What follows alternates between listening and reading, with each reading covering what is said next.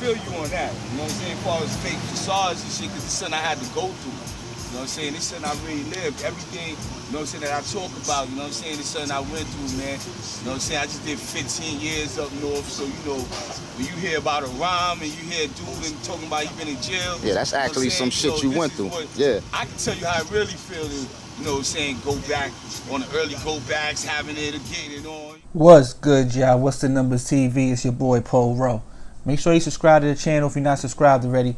And like a video if you appreciate the content that Paul Rowe and What's the Numbers I provided. Today, before we get into the video, I just want to let you guys know, go check out that What's the Numbers TV merch. We got some new stuff up there, masks, phone cases, shirts, things like that, if you want to support and help the channel grow. Now, today we back with another profile piece. This one is on Ferg Brim, real name Thomas Ferguson. In this video, we're going to take a look at his early life in and out of prison and his history in being a first-generation New York City blood. Next, we will look at Ferg's attempt to break into the music industry and his time around legendary hip-hop group Mobb Deep.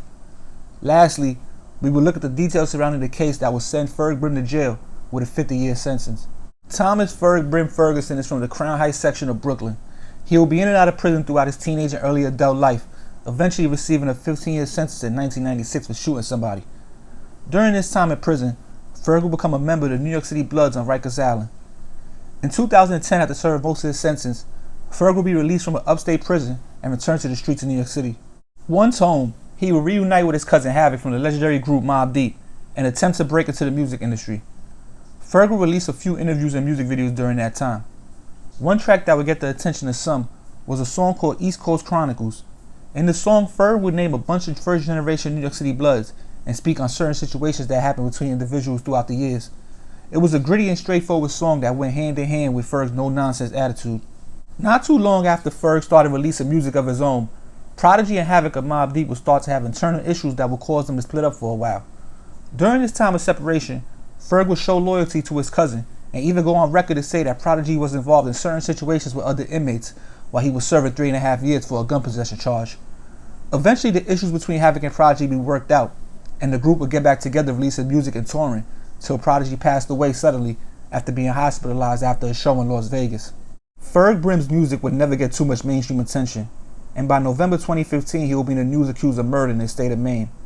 The story was that Ferg and an accomplice burst into an apartment and shot two guys that they were having some type of issues with. One of the guys would end up dying, and Ferg and the accomplice would be arrested the next day for the shooting.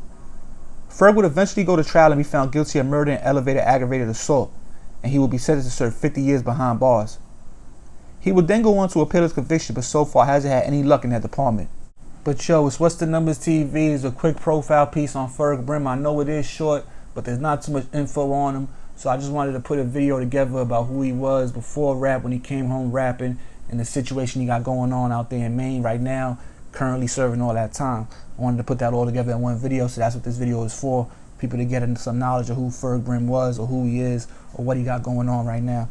And like I said, also I want to give a shout out to the schoolgirl Will for the pledge on Patreon, a lifetime pledge. I appreciate you. Appreciate the support. I hope you like what's going on over there at Patreon, and I do got a lot more videos on the way over there. Now, also, if you want to support the channel in a different way, like I said, I got the merch. If you want the if you buy the merch and you want a shout out, just hit me up on Instagram, DM me, or send me an email, and I'll be sure to get you guys a shout out, because I appreciate anybody who support what we got going on. Now, I got the email up there if you want to holler at me on some business. You know what I'm saying? Also, we had 30,000 subs on YouTube, 33,000, you know what I'm saying, on our way to 34. So, you know, if you find yourself continue to make your way back to my videos to watch it, just subscribe up, because at the end of the day, it helps my channel grow. You know what I'm saying? The content's going to keep coming, so you don't got to worry about me not dropping content. And just subscribe up. It just helps my channel grow.